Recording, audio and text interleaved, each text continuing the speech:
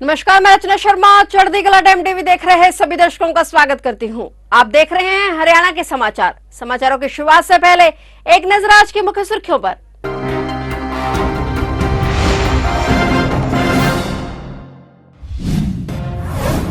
आज देश भर में मनाया जा रहा राष्ट्रीय एकता दिवस। सीएम ने सरदार वल्लभ भाई पटेल को किया शत शत नमन। सीएम ने राष्ट्रीय एकता की दिलाई शपथ। मुख्यमंत्री ने रन फॉर यूनिटी मैराथन को दिखाई हरी झंडी। रन फॉर यूनिटी मैराथन को किया रवाना।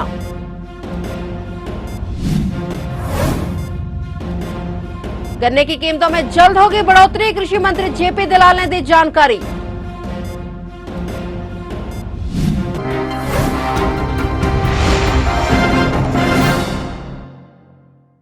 और अब समाचार विस्तार से। हरियाणा सिविल सचिवालय में देश के प्रथम गृह मंत्री सरदार वल्लभ भाई पटेल की जयंती को राष्ट्रीय एकता दिवस के रूप में मनाया गया। इस अवसर पर मुख्यमंत्री मनोहर लाल ने सरदार वल्लभ भाई पटेल को पुष्पांजलि भेंट कर श्रद्धा सुमन अर्पित किए। राष्ट्रीय एकता दिवस के मौके पर मुख्यमंत्री मनोहर लाल ने सचिवालय के अधिकारियों को एकता की शपथ दिलाई। इस अवसर पर संबोधित करते हुए उन्होंने कहा कि 31 अक्टूबर को देश के प्रथम गृह मंत्री सरदार वल्लभ भाई पटेल की जयंती को राष्ट्रीय एकता दिवस के तौर पर मनाया जाता है। देश जब आजाद हुआ तो उस वक्त 562 अलग अलग रियासतें थी। सरदार वल्लभ भाई पटेल ने सभी रियासतों को भारत के संविधान के अंतर्गत लेकर आए। किन्हीं कारणों से जम्मू कश्मीर की रियासत का स्थायी समाधान नहीं निकल पाया था और इसलिए उसके संविधान में धारा 370 जोड़ी गई। उन्होंने कहा कि प्रधानमंत्री नरेंद्र मोदी के नेतृत्व में देश के गृह मंत्री अमित शाह ने धारा 370 को खत्म किया। 31 अक्टूबर इसको देश भर में राष्ट्रीय एकता दिवस इस रूप में मनाया जाता है और इसके पीछे की भूमिका आपको पता है कि 31 अक्टूबर देश के पूर्व गृह मंत्री, प्रथम गृह मंत्री रादर कहें, सरदार वल्लभ भाई पटेल जी का ये जयंती का दिन है। इस जयंती के दिन को हमने चुना है। इसका भी आप जैसे स्तर के लोगों को सब जानकारी है ही। जब देश आजाद हुआ उस समय ये देश बहुत सी रियासतों में और एक प्रकार से उनके राजा महाराजा, उनके रियासतों के जो और प्रमुख लोग थे उनसे संचालित होता था। भले ही अंग्रेज का राज था लेकिन एक इकाई के रूप में यह कभी नहीं रहा। शासन व्यवस्था अंग्रेज करता था लेकिन नीचे जनता के साथ जुड़ने का जो रियासतों का अपना एक सिस्टम बना हुआ था, इन सब से रियासतों को एक करना है। तो ये काम सरदार वल्लभ भाई पटेल के जिम्मे लगा और देश की 562 रियासतों को उन्होंने बिना किसी विवाद के सबको प्रश्यू करके और सबको मना लिया कि भारत के संविधान के अंतर्गत सब काम करेंगे।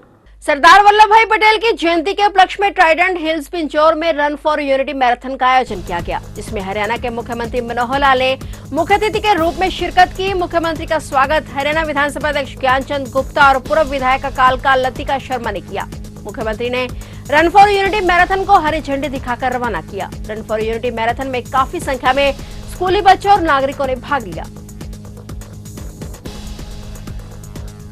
हरियाणा सरकार जल्द ही किसानों को गन्ने की कीमतों में बढ़ोतरी का तोहफा देने जा रही है। कृषि मंत्री जेपी दलाल ने गन्ना बोर्ड की मीटिंग के बाद इस बात की जानकारी दी। उन्होंने कहा कि गन्ने की कीमतों में बढ़ोतरी का फैसला ले लिया गया है, लेकिन मुख्यमंत्री की मंजूरी मिलने के बाद 1-2 दिन में बढ़ी हुई कीमतों की घोषणा कर दी जाएगी। कृषि मंत्री ने कहा कि इस साल पिछले सीजन के मुकाबले पिराई भी ज्यादा हुई है और रिकवरी भी 9.47% से बढ़कर 9.27% तक हुई है। कृषि मंत्री ने कहा कि एक मिल को छोड़कर बाकी सभी मिलों के गन्ना किसानों को 2,819 करोड़ रुपए की अदायगी दी जा चुकी है। किसानों को राहत देने के लिए सरकार ने 194 करोड़ रुपए की सब्सिडी अपने पास से दी है। उन्होंने कहा कि सरकार आने वाले साल में गन्ने की नई किस्म 1523 का बीज बढ़ाने का लिए योजना तैयार कर रही है, जिसके लिए बीज देने वाले और इसकी बिजाई करने वाले किसानों के लिए भी सब्सिडी देने का प्रावधान किया जाएगा। खुशी की बात यह है कि इस बार पिराई पिछले साल से ज़्यादा हुई है। 754 लाख क्विंटल की बजाय 770 लाख क्विंटल की पिराई इस बार की और रिकवरी भी जो है पिछले साल गन्ने की 9.47 थी जो बढ़ करके 9.70 हो गई है। रिकवरी भी ज़्यादा आई है, 9.47% से 9.7% हो गई है और किसानों को हम 2819 करोड़ रुपए की पेमेंट कर चुके हैं।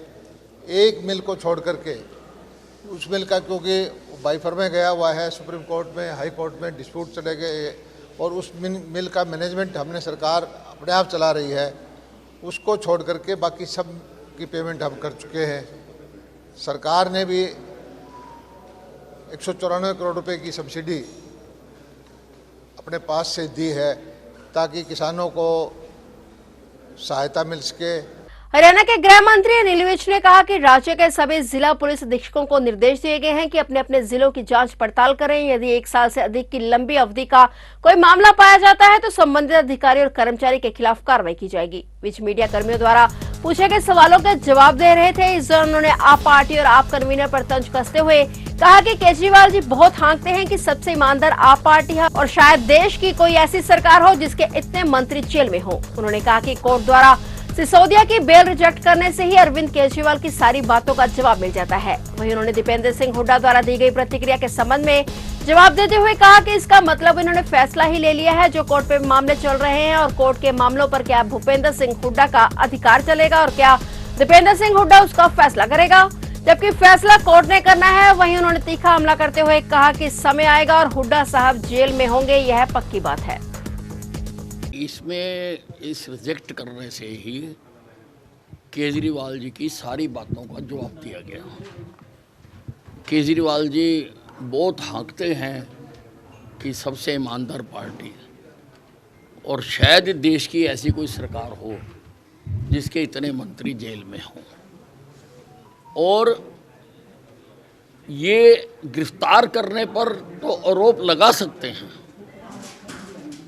उसके लिए ये प्रदर्शन भी करते हैं, सारे जगह जगह पर अपना तमाशा भी करते हैं।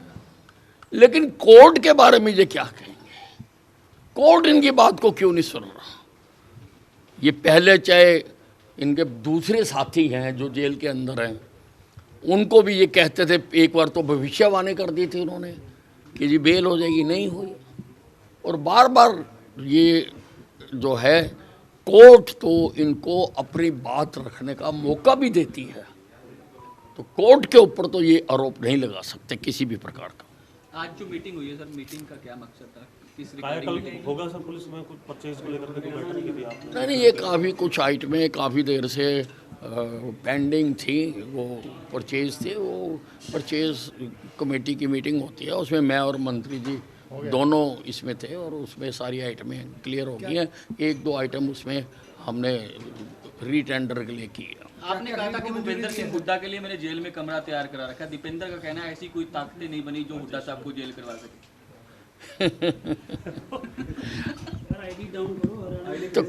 तो इतनी देर से जो केस चल रहे हैं तो इन्होंने तो अपना फैसला ही दे दिया फिर कि वो जो केस चल रहे हैं जिस कोर्ट के विचाराधीन हैं तो उस कोर्ट को कोई अधिकार ही नहीं है।